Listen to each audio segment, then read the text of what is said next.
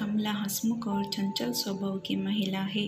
दूसरों के सहयोग करने वाली महिला है। उसकी आवाज़ हर गली में गूंजती है।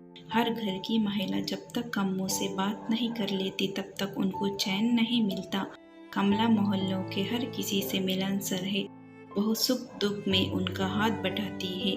कमला के 2 बेटे हैं। बड़े बेटे की शादी 3 साल पहले हो गई थी।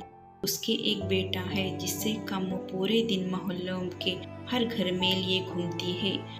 कमला के घर में पूरे दिन खुशियों की किलकारी गूंजती है। कमला के छोटे बेटे की शादी है। कम्मो आजकल घर के काम में व्यस्त है। कभी बाजार से सामान खरीद कर लाती है तो कभी घर की साफ सफाई में। इसलिए आजकल मोहल्ले में उसका शोर शराबा कम ही रहता है। छोटे बेटे का बड़े धूमधाम से ब्याह कराया गया। घर में खूबसूरत और गुणगान बहू आई। कम्मो उसकी प्रशंसा पूरे मोहल्ले में करती हुई नहीं थकती थी। कमला के घर में खुशियों का खजाना था। हर कोई उसके परिवार का प्रशंसा करता हुए नहीं थकता था।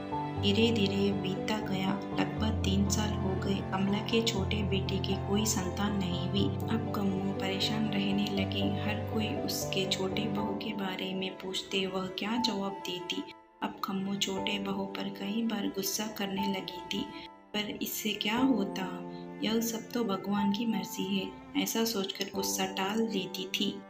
अब छोटी बहू भी परेशान रहने लगी थी। वह अकेली अंदर ही अंदर घुटती रहती थी।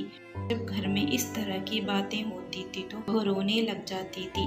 अब उसे घर में सभी ताने देने लगे थे, पर छोटी बहू क्या कर सकती थी।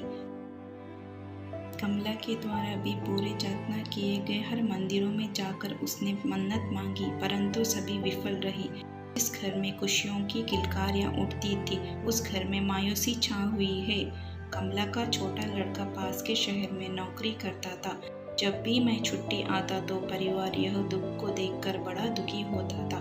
वह अपनी पत्नी का दर्द अच्छे से जान रहा था, पर वह करे तो क्या करे। उसने निश्चय कर लिया कि वह अपनी पत्नी को अपने साथ लेकर जाएगा। वह अपनी पत्नी को साथ ले गया।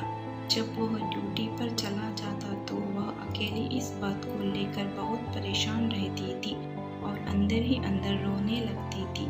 ससुराल में उसे हर तरीके का सुख मिला, परंतु एक महिला का सबसे बड़ा दुख बांझपन होता जो उसे देखने को मिला। यह बात उसने अपने दोस्तों को बताई और उसने बताया कि आप किसी डॉक्टर की सलाह ले सकते हैं जिससे आपको संतान का सुख मिल सकता है, क्योंकि हमारे शरीर में बहुत सारी कमजोरियां होती है जिसका इलाज संभव है। अगले दिन दोनों तैयार होकर डॉक्टर के पास गए और डॉक्टर से अपनी समस्या बताई।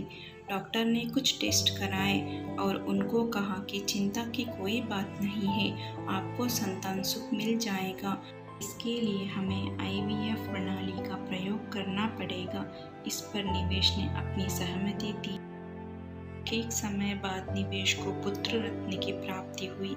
जब यह बात घर पहुंची तो घर खुशी का कोई ठिकाना नहीं रहा।